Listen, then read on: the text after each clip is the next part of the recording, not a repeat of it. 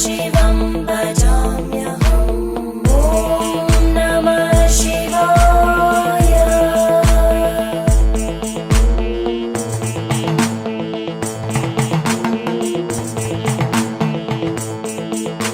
सहस्रलोचन प्रभृत्य शेषलेखशेखर प्रसूलधूलिधोरणि विदूसराङ्घ्रिपीठ भुजङ्गराजमालया निबद्धजाटचूटक श्रियै चिराय जायतां चकोरबन्धुशेखर।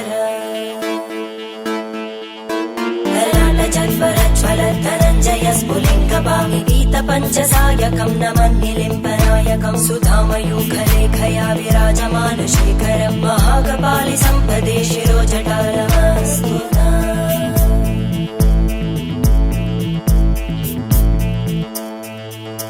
करालभालवट्टिका दगद्दगद्दगज्ज्वल धनञ्जयाहुतीकृत प्रचण्ड पञ्चसायके धराधरेन्द्रनन्दिनी कुचाग्रचित्रपत्रकार कल्पनैकशिल्पिनी त्रिलोचने रतिर्मम।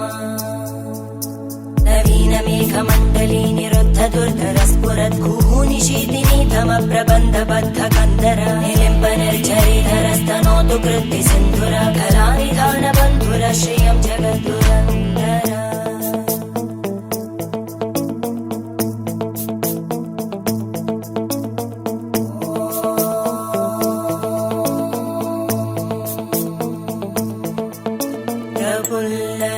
प्रफुल्लनीलपङ्कज प्रपञ्चकालिमप्रभावलम्बिकण्टकन्दली रुचिप्रबद्धकन्धरं स्मरच्चिदं पुरच्चिदं भवच्चिदं मखच्चिदं गजच्चिदान्धकच्चिदं तमन्तकच्चिदं भजे।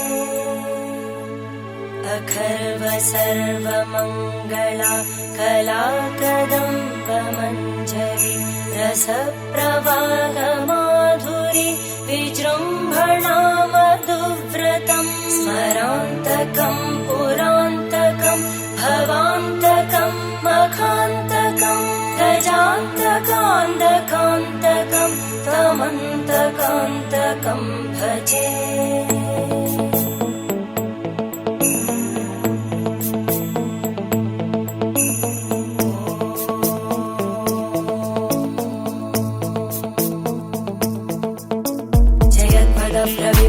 प्रभद्भुजङ्गमश्वस विनिर्गमत्क्रमस्फुरत्करालभालहव्यवाहिमिद्धिमिद्धिमिध्वनन् मृदङ्गतुङ्गमङ्गल ध्वनिक्रम प्रवर्तित प्रचण्ड ताण्डव शिव।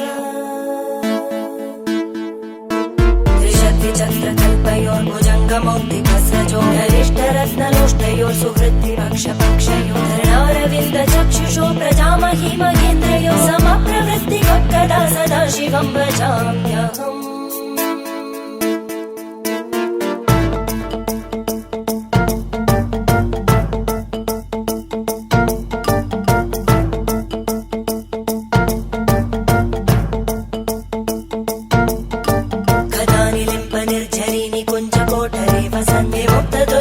सदा शिरस्तमञ्जलिं वहन्ति लोललोललोचनोललामबाललग्नक शिवेति मन्त्रमुच्चरन् कदा सुखी भवाम्यहम्।